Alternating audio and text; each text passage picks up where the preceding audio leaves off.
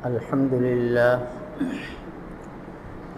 لله نحمده ونستعينه ونستغفره ونؤمن به ونتوكل عليه ونعوذ بالله من شرور أنفسنا ومن سيئات أعمالنا من يهده الله فلا مضل له ومن يضلله فلا هادي له ونشهد أن لا إله إلا الله وحده لا شريك له ونشهد أن سيدنا ونبينا ومولانا محمدا عبده ورسوله صلى الله عليه وسلم.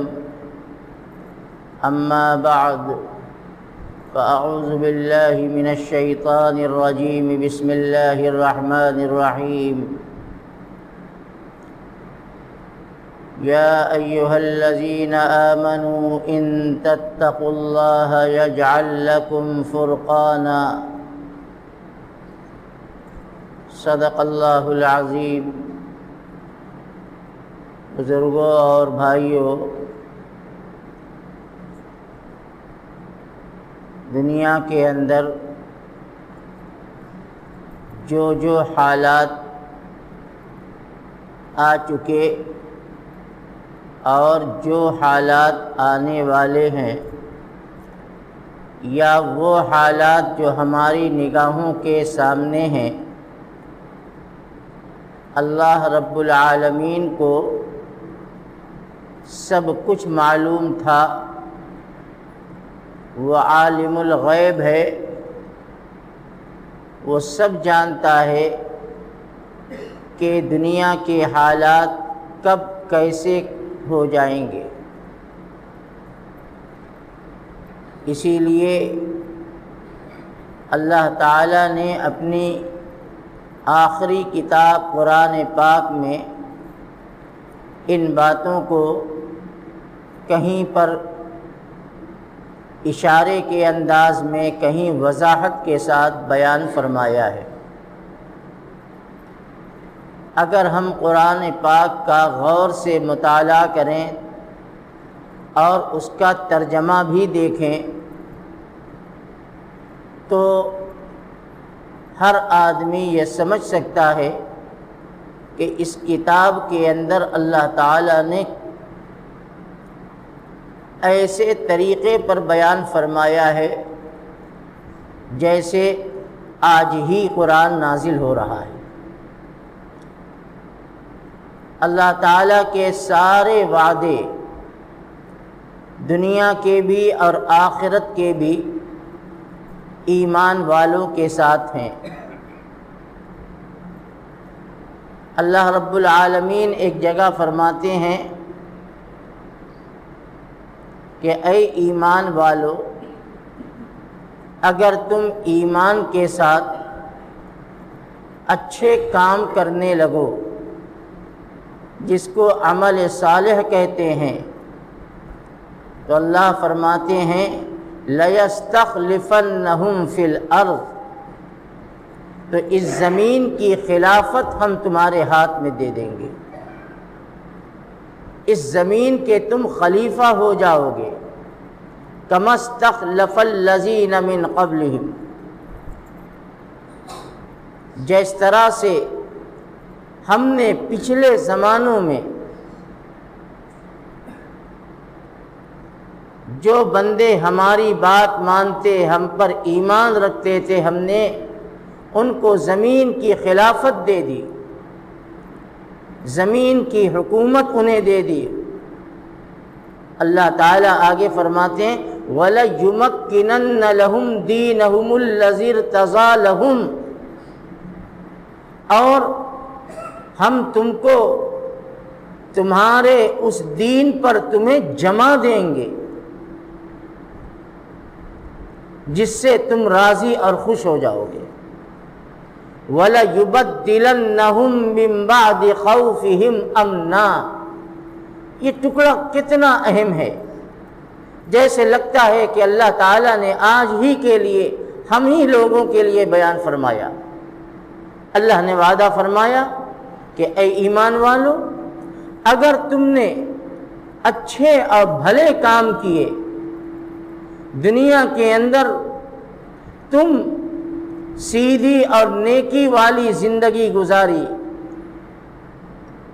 تو وَلَيُبَدِّلَنَّهُم مِّن بَعْدِ خَوْفِهِمْ أَمْنًا، تو دہشت، خوف، اندیشے کے بعد ہم تمہارے لیے امن اور سکون کا راستہ نکال دیں گے۔ تمہارے خوف کو، تمہارے ڈر کو، تمہاری دہشت کو ہم امن، شانتی اور سکون کے اندر بدل دیں گے۔ یعبدوننی ولا یشرکون بی شیئا، لیکن یہ کب ہوگا اور کن لوگوں کے ساتھ ہوگا؟ اللہ نے فرمایا یعبدوننی، جو میری سچی سچی بندگی کرتے ہیں، میرا کہنا مانتے ہیں، میرے طریقے پر چلتے ہیں اور میرے ساتھ شرک نہیں کرتے۔ میرے بھائی، اس آیت کو پڑھا جائے یا بار بار پڑھا جائے، یہ اللہ فرما رہے ہیں کہ ہم تمہیں زمین کی حکومت، زمین کی طاقت سب تمہیں دے دیں گے، اس زمین کے مالک تم ہو جاؤ گے، اور تمہارے حالات ایسے لے آئیں گے کہ تمہارے مذہب اور تمہارے دین پر ہم تم کو جمع دیں گے، تمہارے دلوں سے دشمنوں کا خوف نکال دیں گے، بے امنی اور بد امنی کو سکون اور خوشحالی کے اندر بدل دیں گے۔ لیکن میرے کہنے پر آ تو جاؤ، میں جیسی زندگی چاہتا ہوں ویسی زندگی پر آ جاؤ۔ تو دیکھو ہم حالات کیسے بدلتے ہیں۔ حالات کا بدلنا یہ ہمارے مٹھی میں ہے، ہمارے قبضے میں۔ اللہ فرماتے ہیں ہم جیسے چاہیں گے حالات لے آ دیں گے۔ تم اچھے ہو جاؤ تو دیکھو حالات تمہارے موافق اور سازگار ہو جائیں گے، اور اگر خدا نخواستہ تم برے ہو گئے اور تمہاری زندگی کے اندر میرا حکم ٹوٹنے لگے گا، نبی نے جو تمہیں راستہ بتلایا تھا اس راستے سے ہٹنے لگو گے، تو ہم کایا پلٹ دیں گے۔ حالات، اچھے حالات کو مشکل اور برے حالات میں بدل دیں گے۔ سکون اور چین کی جگہ پر بے اطمینانی اور بے سکونی تمہارے اندر پیدا کر دیں گے، دہشت اور خوف تمہارے اندر پیدا کر دیں گے، اگر تم میری باتوں کو مانو گے نہیں تو۔ اس لیے کہ بادشاہ ہو، حاکم ہو، حکومت چلانے والا ہو، یہ سب میرے قبضے قدرت میں ہے، یہ میری مٹھی میں ہے۔ ہم جسے چاہتے ہیں بٹھا دیتے ہیں، اور جسے چاہتے ہیں اتار دیتے ہیں، جسے چاہتے ہیں حکومت کی کرسی سے ہٹا کر فرش میں لے آتے ہیں، اور جسے چاہتے ہیں فرش سے اٹھا کر حکومت کے تخت پر اور کرسی پر بٹھا دیتے ہیں۔ یہ اللہ کا نظام ہے۔ اللہ تعالیٰ نے جو آیت میں نے پڑھی ہے، یا ایھا الذین آمنوا ان تتقوا اللہ یجعل لکم فرقانا، اے ایمان والو، اگر تم نے تقوی والی زندگی اختیار کی، پرہیزگاری والی زندگی اختیار کی، یجعل لکم فرقانا، تو ہم تمہارے لیے راستہ نکال دیں گے، تمہارے لیے اسی پریشانی اور اسی خوف کے ماحول میں ہم تمہاری کامیابی کے راستے نکال دیں گے اور تم کامیاب ہو جاؤ گے۔ اس لیے کہ اللہ کا وعدہ ہے وَالْعَاقِبَةُ لِلْمُتَّقِينَ، انجام تو تقوی والوں کے ساتھ ہے۔ اللہ فرماتے ہیں کہ ہم راستے نکالیں گے، لیکن کب؟ جب تم تقوی والی زندگی پہ آ جاؤ گے۔ آج پورے عالم کے اندر اور جس ملک میں ہم رہتے ہیں اس ملک کے اندر کیسے حالات ہیں، کتنی مصیبتیں ہیں، پریشانیاں ہیں۔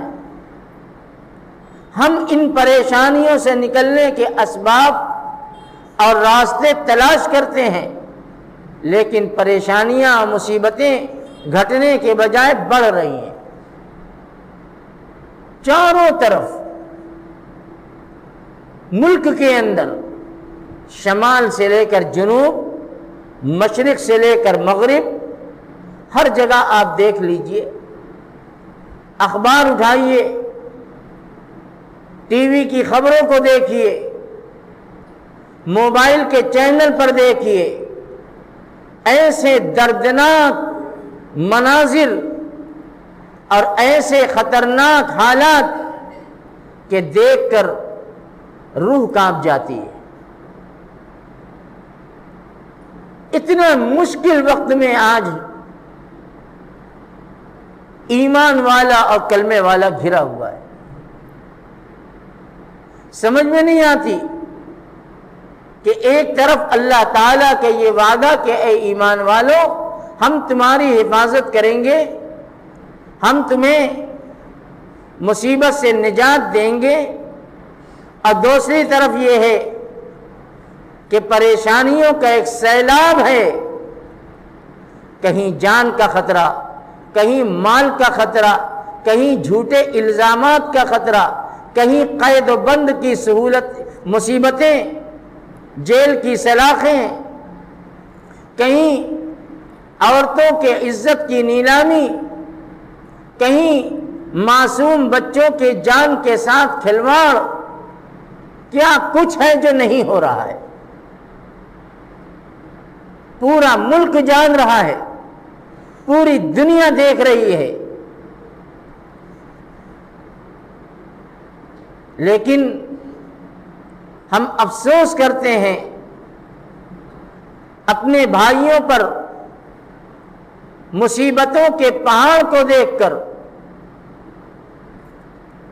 کہ اپنا گھر، اپنا مکان، اپنی دکان، اپنا کاروبار، اپنا باغ، اپنی کھیتی، اپنی زمین، لیکن آج نہ مکان ان کی حفاظت کر رہا ہے، نہ دکان ان کی حفاظت کر رہا ہے، نہ باغ اور کھیت اور زمینیں محفوظ ہیں۔ آج ہمارا ایمانی بھائی اپنی جان کو بچا کر کے جنگلوں میں اور پہاڑوں کے اندر زندگی گزار رہا ہے۔ میرے بزرگوں، بھائیوں، ہم پڑھتے ہیں، سنتے ہیں، سب ہے، لیکن کیا ہمارے اوپر کوئی اثر پڑ رہا ہے؟ کیا ہمارے حالات کے اندر کوئی فرق آیا؟ ہمارے معاملات اور معمولات کے اندر کوئی تبدیلی آئی؟ ہم نے اپنے سدھار کے لیے کوئی فکر کی؟ میرے بھائیوں، ایک بات اچھی طرح ہم لوگوں کو اپنے دلوں کے اندر اتار لینی چاہیے کہ جب اللہ تعالی ہمیں اپنے برے کاموں کی سزا دینا چاہتا ہے تو اللہ دشمن کو مسلط کر دیتا ہے، جو ہمیں ستاتا ہے، مارتا ہے، پریشان کرتا ہے، ہماری عزتیں نیلام کرتا ہے، ہماری عورتیں اور بچوں کی جانوں کے ساتھ کھلواڑ ہوتا ہے۔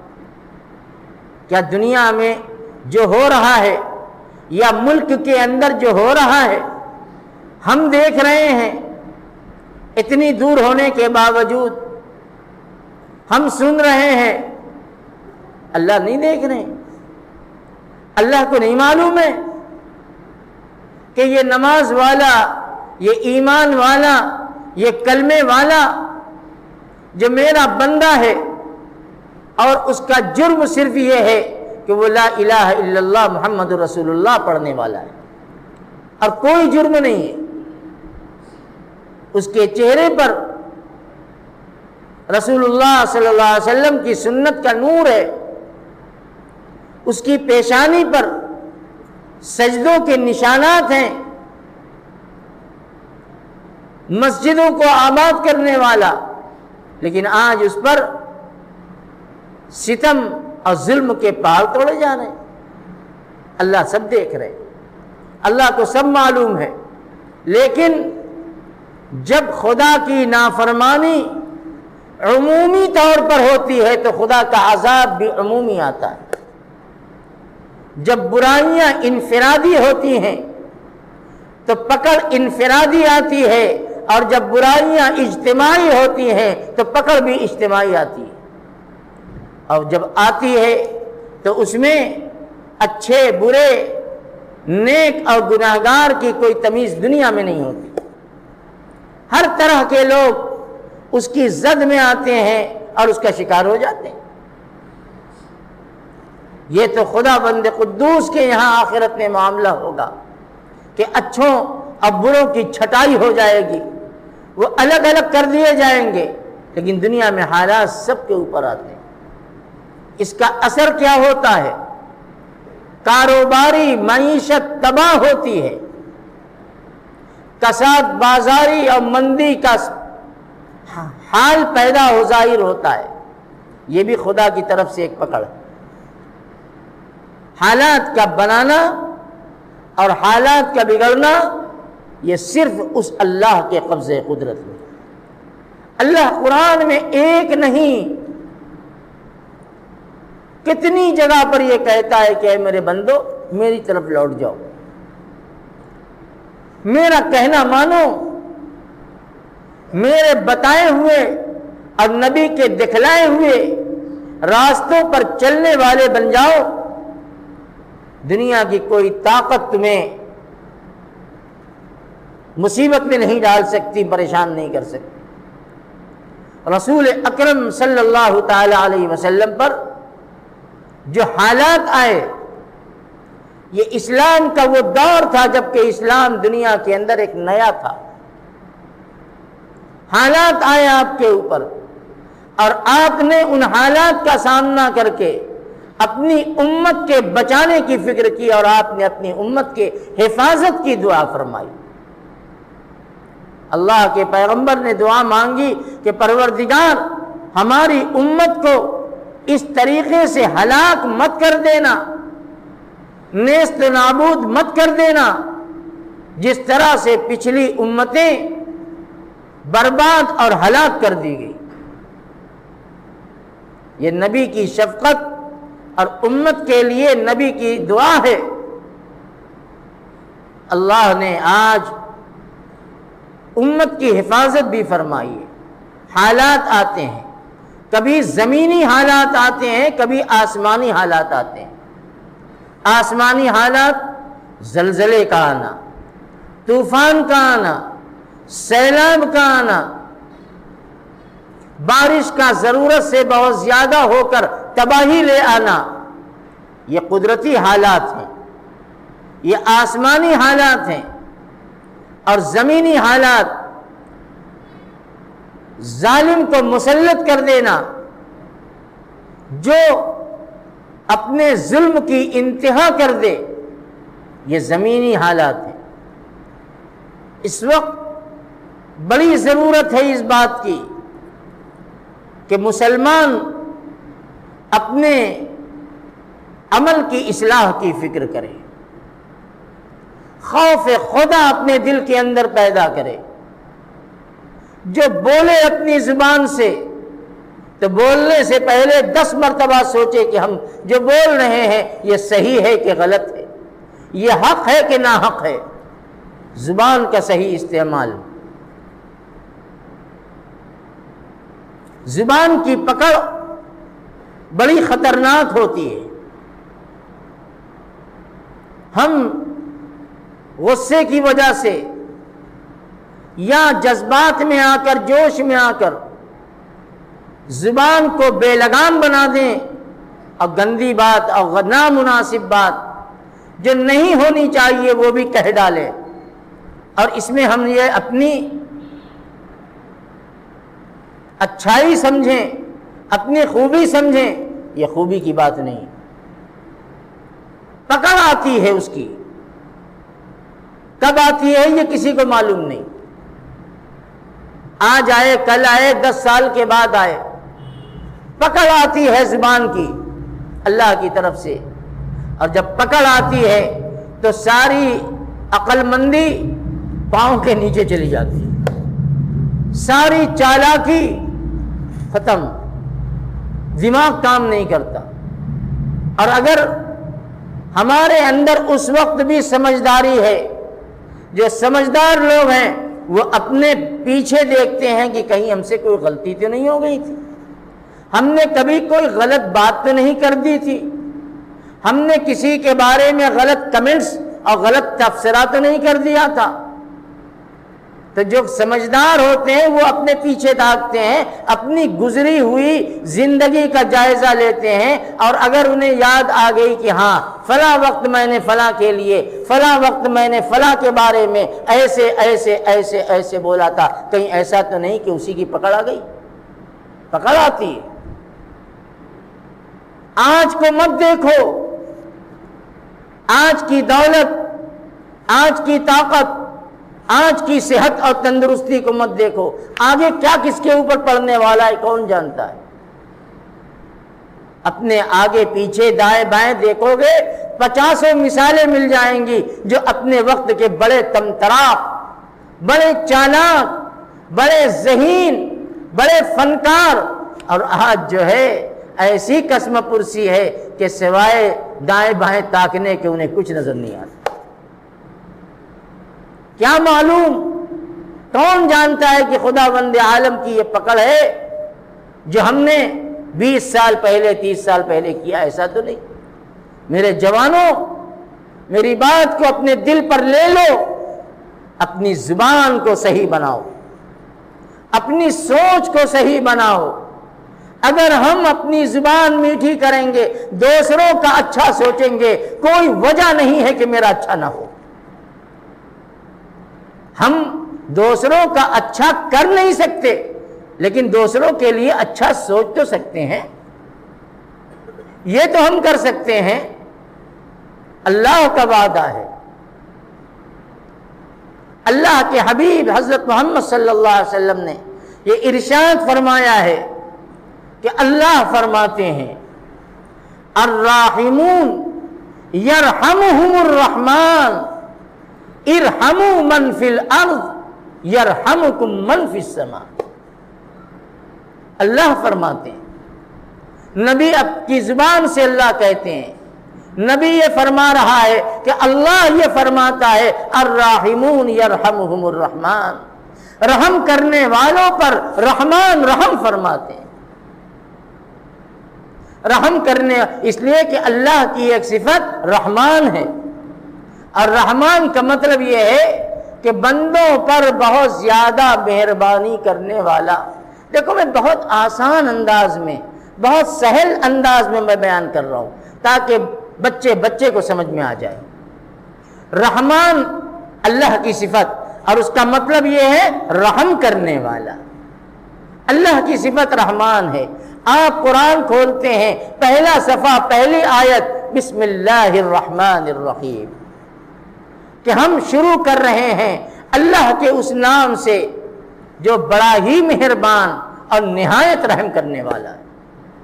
اللہ نے اپنی کتاب کے شروع میں اپنی 2 صفت بیان فرمائی، ایک رحمان کی اور ایک رحیم کی، کہ میں رحمان بھی ہوں، رحم کرنے والا، اور رحیم بھی ہوں، مہربانی کرنے والا۔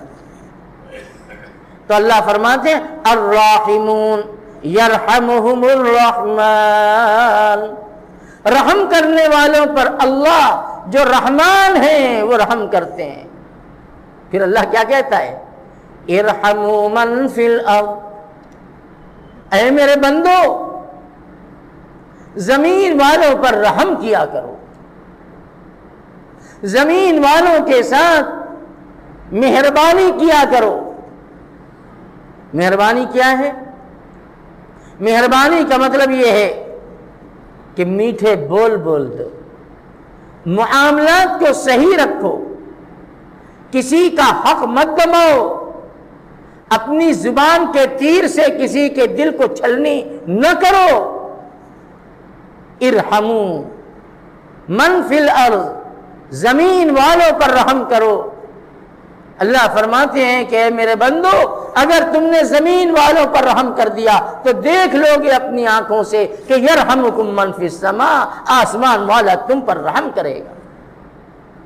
رحم دو طرح کا ہوگا، ایک رحم تو یہ ہوگا کہ رحمان تمہاری خطاؤں کو معاف کر دے گا، یہ دیکھ کر کہ میرا بندہ ہے، میرا بندہ غلطی کرتا ہے لیکن اس غلطی کو میرا بندہ معاف کر رہا ہے، وہ دیکھ رہا ہے کہ میرے ساتھ ظلم ہو رہا ہے، وہ دیکھ رہا ہے کہ میرے ساتھ زیادتی ہو رہی ہے، وہ دیکھ رہا ہے کہ میرا حق مارا جا رہا ہے، لیکن اس کے باوجود درگزر ہے، ختم ہے معاملہ، جاؤ میں نے معاف کر دیا۔ تو اللہ یہ دیکھتا ہے کہ جب میرا بندہ جو خود محتاج ہے، جو کمزور ہے، جو ہر وقت میرے آگے اپنی جھولی پھیلاتا ہے، ہر نماز کے بعد میرے آگے ہاتھ پھیلاتا ہے اور کہتا ہے ربنا آتنا فی الدنیا حسنہ وفی الآخرۃ حسنہ، اے پروردگار ہمیں دنیا کی بھی خوبی اور اچھائی دے دے اور آخرت کی بھی اچھائی دے دے۔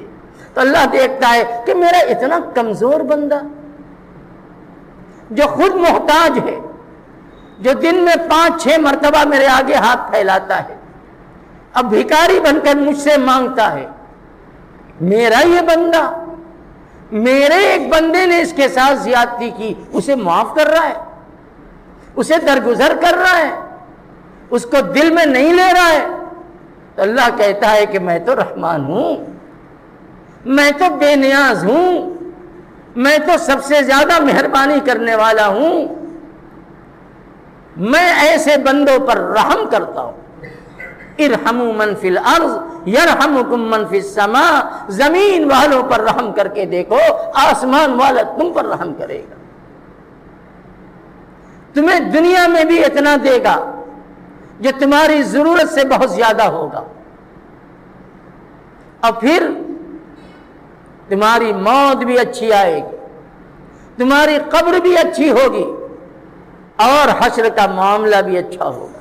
یہ اللہ کا وعدہ ہے میرے بھائی، ہم وعدہ کر کے تو وعدے پر یقین کر کے تو دیکھیں، اللہ کی مان کے تو دیکھیں۔ ہم سنتے سب ہیں لیکن ہمیں صبر نہیں ہوتا، صبر نہیں ہوتا۔ جب معاملہ پڑتا ہے ہاں ہاں سب ٹھیک اپنی جگہ پر ہے، لیکن یہ ایسے ہی ہوگا، سب اپنی جگہ پر ہے۔ اللہ پر بھروسہ تو کرو۔ اللہ یہ نہیں کہتا کہ ظلم مت کرو، اللہ یہ نہیں فرماتے کہ ظلم سہتے چلے جاؤ، یہ بھی نہیں کہتا، لیکن یہ کہتا ہے کہ جہاں تک درگزر میں جا سکتے ہو جاتے رہو،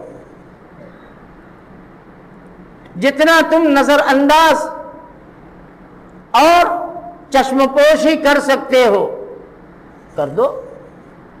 ہاں جب طاقت سے باہر آ جائے تو تم انصاف کی دہائی دو، انصاف کا مطالبہ کرو، یہ تمہارا حق ہے، لیکن معاف کرنا بھی جان جاؤ، درگزر کرنا بھی سیکھ لو۔ اللہ کو یہ طریقہ عمل بہت پسند ہے۔ میں آپ کو صرف ایک واقعہ سناتا ہوں۔ شیخ الاسلام حضرت مولانا سید حسین احمد مدنی رحمۃ اللہ علیہ، دنیا جانتی ہے ان کی خدمات کو، ان کے کمالات کو سب جانتے ہیں۔ میں ان کی زندگی کا ایک واقعہ سناتا ہوں۔ ملک کی آزادی سے پہلے کی بات ہے، اس وقت ہندوستان میں مسلمانوں کی 2 جماعتیں تھیں، بڑھ گئیں۔ ایک جماعت جس نے اپنا ٹائٹل مسلم لیگ رکھا، لیگیوں کی جماعت تھی، اور ایک جماعت وہ تھی جو محب وطن اور سیاسی اعتبار سے کانگریس کے ساتھ تھی، دونوں طرف اکابر تھے۔ حضرت شیخ الاسلام رحمۃ اللہ علیہ تقسیم ملک کے بڑے خلاف تھے، ملک میں گھوم گھوم کر لوگوں سے کہتے تھے کہ اے بھائیو، اے ایمان والو، یہیں رہو، ملک تقسیم مت کرو۔ مولانا آزاد مرحوم کہتے کہتے دنیا سے چلے گئے، بڑی لمبی کہانی ہے۔ اس وقت ہوا کیا، وہ لوگ جو تقسیم کے مطالبے پر پتھر کی طرح اڑے ہوئے تھے، مسلم لیگ کی جماعت، تو ان میں ہر طرح کے لوگ ہوتے ہیں، اچھے بھی ہوتے ہیں، لفنگے اور اوباش بھی ہوتے ہیں۔